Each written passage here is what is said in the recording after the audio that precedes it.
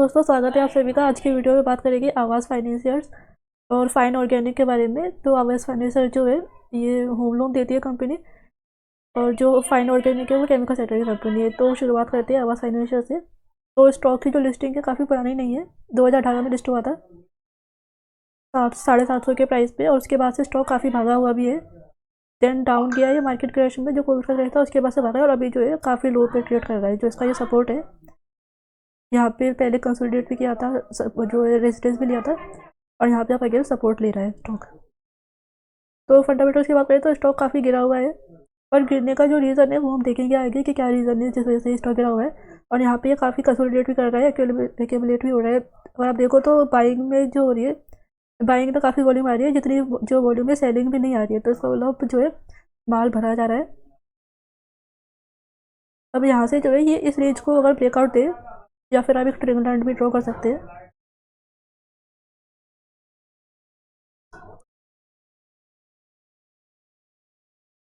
इस trend line के ऊपर अगर स्टॉक निकले बुलिश कैंडल के साथ और क्लोजिंग दे, तो जो उसका फर्स्ट टारगेट रहेगा वो यहाँ तक का है, एंड जो सेकंड टारगेट का वो यहाँ तक आ सकता है। ऑल टाइम हाई भी स्टॉक जा सकता है 1-2 साल के अंदर ही।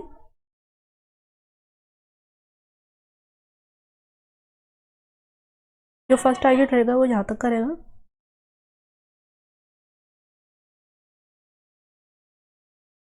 सेकंड टारगेट यहाँ तक का, एंड जो है ये स्टॉक अपने ऑल टाइम हाई पे भी जा सकता है। ऑल टाइम हाई जाने में कुछ महीने भी लग सकते हैं, हो सकता है 6 महीने में चला जाए या 1 साल भी चला जाए। और जो स्टॉक के गिरने का रीज़न है उसको देख लेते हैं एक बार। स्टॉक को आपको यहाँ सपोर्ट से बाय नहीं करना है, थोड़ा अभी गिर रहा है तो गिरने दीजिए स्टॉक को।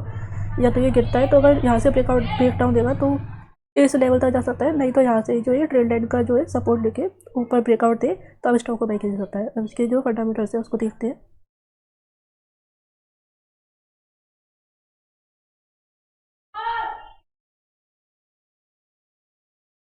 मिड कैप कंपनी देखिए 11,000 का जो है इसका मार्केट कैप है।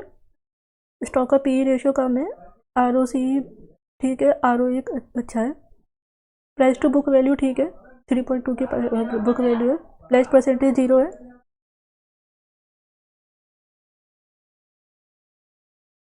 पी की बात करें तो जो इस कंपनी का पी रेशो काफ़ी हाई चल जाता है, इतने हाई पी पे सस्टेन नहीं कर पाया, और इसलिए जो है स्टॉक गिरा है। और अभी तक जो है अपने लोएस्ट पी पे, तो उस हिसाब से जो है मार्केट इसके प्राइस को भी ट्रीट कर रहा है। इसका जो मिडिल पी रहता है 50 का रहता है, और जो करंट पी है वो 23 का है। तो पी के हिसाब से ये अभी काफ़ी अंडर वैल्यू स्टॉक है। रिजल्ट्स की बात करते हैं तो हाईएस्ट एवर जो है रेवेन्यू है, और फाइनेंशियल प्रॉफिट हाईएस्ट एवर है। ओपीएम की बात करें तो 33 से 31 हुआ है, पर 30 के ऊपर ही ओपीएम रहता है इसका हमेशा। जो नेट प्रॉफिट है वो भी जो है पिछले क्वार्टर से थोड़ा सा घटा हुआ है, और जो ईयरली बेसिस पे देखें तो बढ़ा हुआ है। इसका जो नेट एनपीए वो 1 से कम है, तो एनपीए भी ठीक है कंपनी का। तो जो एनपीए देख लो या फिर नेट प्रॉफिट और ईपीएस भी हाईएस्ट है, पिछले क्वार्टर से थोड़ा सा घटा है। तो हर चीज़ में जो है कंपनी की परफॉर्मेंस सबसे बेस्ट है अभी तक। रेवेन्यू भी हाईएस्ट है और फाइनेंशियल प्रॉफिट भी हाइट है, पर स्टिल जो है स्टॉक का प्राइस नहीं बढ़ रहा है। तो जब और यहाँ पे एक्यूमुलेट भी हो रहा है जो स्टॉक है रेंज भी, तो जैसे स्टॉक भागना शुरू करेगा तो ये काफ़ी जो है सारे टारगेट दे सकता है।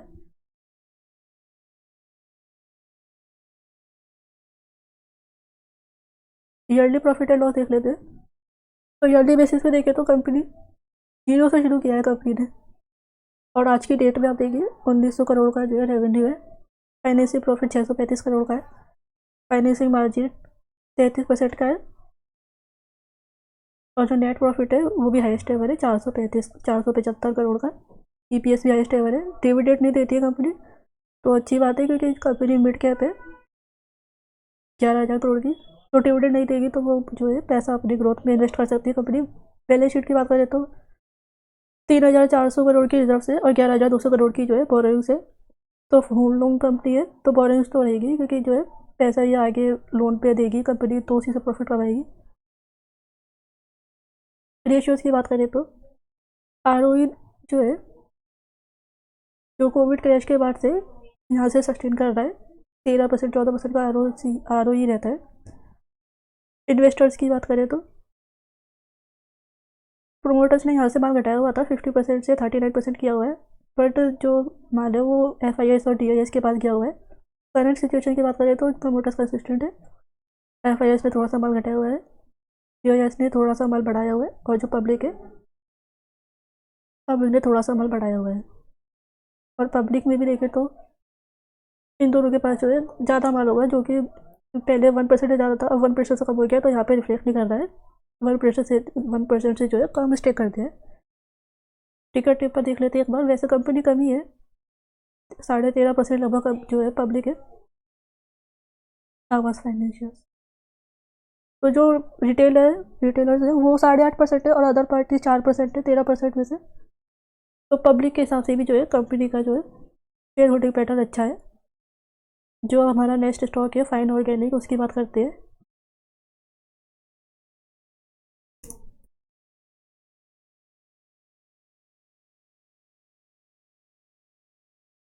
तो ये स्टॉक को देखिए, अब केमिकल सेक्टर जो है सारा पूरा ही जो डाउन चल रहा है अभी, तो इसलिए ये स्टॉक भी डाउन चल रहा है। और जो इसका सपोर्ट है, यहाँ से ये बुलिश कैंडल की क्लोजिंग देके निकलेगा स्टॉक, तो इसको बाई किया जा सकता है। जो फर्स्ट टारगेट रहेगा वो यहाँ तक रहेगा, और जो ये रेंज है इस रेंज को अगर ब्रेक करे तो जो इसका नेक्स्ट टारगेट रहेगा वो इसका ऑल टाइम हाई का रह सकता है। इस रेंज को ब्रेक करना बहुत इंपॉर्टेंट है ऑल टाइम हाई टच करने के लिए।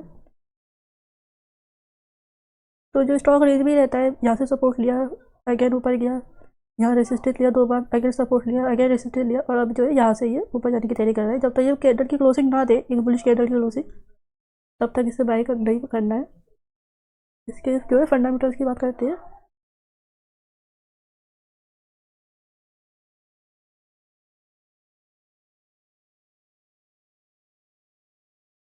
देखिए मिड कैप कंपनी है, 13,400 करोड़ का मार्केट कैप है। पी रेशियो ठीक है, 30 का जो पी रेशियो है, और इंडस्ट्री पी 34 का है, तो इंडस्ट्री पी से कम चल रहा है। ROC देखिए 65%, किसी कंपनी का नहीं मिलेगा आपको इतना ROC, और ROE भी अच्छा है 49%। प्राइस टू बुक वैल्यू थोड़ी ज़्यादा है 7.8।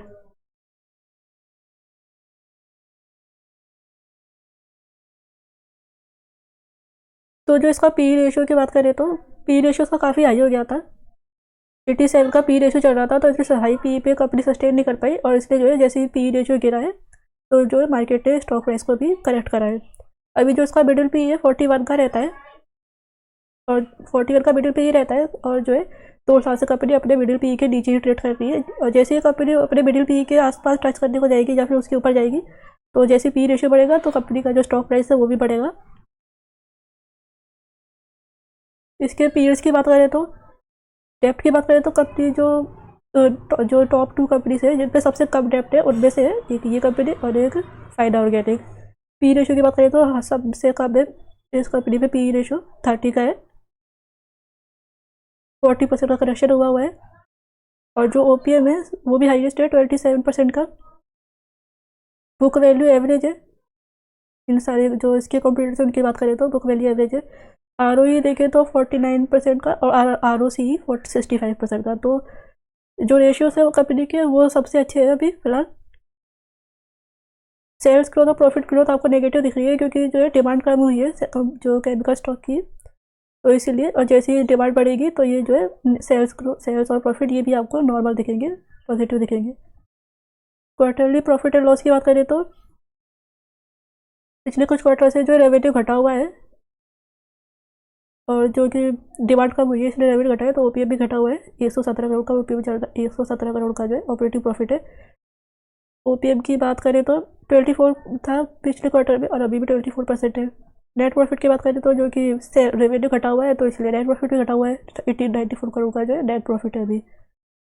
प्रॉफिट लॉस देखें तो ईयरली बेसिस में, तो जो है कंपनी की रेवेन्यू लगातार बढ़ रहा था। 2023 में 3,000 करोड़ का था, बट एक साल से जो है केमिकल सेक्टर का जो रेवेन्यू जो डिमांड घटा हुआ है, और बाकी सारी कंपनीज की भी डिमांड घटी हुई है, सबका रेवेन्यू घटा हुआ है, तो इसलिए पहले भी घटा था केमिकल सेक्टर की डिमांड, देन अगेन बढ़ी थी, और अब जो है दोबारा घटी हुई है। तो TTM में जो है 2,100 करोड़ का लगभग रेवेन्यू है, सेल्स है, पिछले साल से लगभग 900 करोड़ कम हुआ है। ऑपरेटिंग प्रॉफिट जो रेवेन्यू घटा था इसलिए ऑपरेटिंग प्रॉफिट घटा है, पर अच्छी बात यह है कि इतने मतलब कम डिमांड में भी जो है कंपनी ने OPM अपना मेंटेन किया हुआ है, पिछले साल के बराबर ही OPM है, और हाईएस्ट एवर OPM भी है 27% का। और नेट प्रॉफिट की बात करें तो जहाँ बाकी कंपनीज का नेट प्रॉफिट आधा हो चुका है, आधे से कम हो चुका है काफ़ी होगा, तो जो केमिकल सेक्टर की कंपनी से, बट इसका जो नेट प्रॉफिट है वो 618 से 447 यानी लगभग 150 करोड़ का जो डिक्लाइन आया है। ईपीएस की बात करें तो ईपीएस भी इसलिए कम हुआ है। तो जो कंपनी का नेट प्रॉफिट है वो इतना कम नहीं हुआ है, इतनी कम डिमांड के बाद भी, और जो रेवेन्यू लगातार बढ़ रहा था, ओपीएम अभी भी सबसे हाईएस्ट है। तो जैसी डिमांड बढ़ेगी केमिकल स्टॉक्स की, जो केमिकल्स की डिमांड बढ़ेगी सेक्टर की, तो रेवेन्यू भी बढ़ेगा वापस से 3000 या उससे ज़्यादा होगा रेवेन्यू, और जो ओपीएम जो है बढ़ेगा, तो फिर जो है नेट प्रॉफिट भी वापस नॉर्मल हो जाएगा। नेट प्रॉफिट भी आपको ज़्यादा दिखेगा यहाँ पे, जो अभी 150 करोड़ का कम दिख रहा है। अब बैलेंस शीट की बात करते हैं। रिजर्व जो है 1700 करोड़ के लगभग है, 1698 करोड़, और जो बोरोइंग्स है वो ना के बराबर है 14 करोड़। रेशियोज़ की बात करें तो रेशियो कंपनी का हमेशा से अच्छा रहा है। आरओसी 22 था, फिर 39, फिर अभी 65% हुआ था, तो रेशियो अच्छे हैं। इन्वेस्टर्स की बात करें तो इन्वेस्टर्स कंसिस्टेंट है 75%। इन्वेस्टर्स ने जो है अपना माल 1% भी सेल नहीं किया है, तो इन्वेस्टर्स को जो प्रोमोटर्स है प्रोमोटर्स को अपनी कंपनी पर अभी भी इंटरेस्ट है। एफआईएस की बात करें तो एफआईएस ने थोड़ा सा माल घटाया हुआ है, डीआईएस ने पिछले क्वार्टर में थोड़ा सा माल घटाया था। पब्लिक की बात करें तो पब्लिक लगभग 9% थी, और जो है अभी आधे % से बढ़ी हुई है पिछले 2 क्वार्टर से देखें तो ये था मेरा व्यू इन दोनों स्टॉक्स के बारे में। अगर आपको वीडियो अच्छा लगा है तो वीडियो को लाइक जरूर कीजिएगा, तो चैनल पर नए हैं तो चैनल को सब्सक्राइब कर लीजिए। तो कोई भी क्वेश्चन या कोई भी क्वेरी या कोई भी डाउट है तो आप कमेंट करिए मैं उस पर वीडियो बनाऊँगी। और वीडियो को खत्म करने पहले मैं डिस्क्लेमर दे दूँ कि I am not SEBI registered, तो आपको कोई भी स्टॉक में बाय और सेल की रिकमेंडेशन नहीं थी मेरी। अगर आपको बाय सेल करना है तो आप अपने फाइनेंशियल एडवाइजर से डिस्कस करिए या फिर अपना रिसर्च करिए। तो मिलते हैं फिर नेक्स्ट वीडियो में।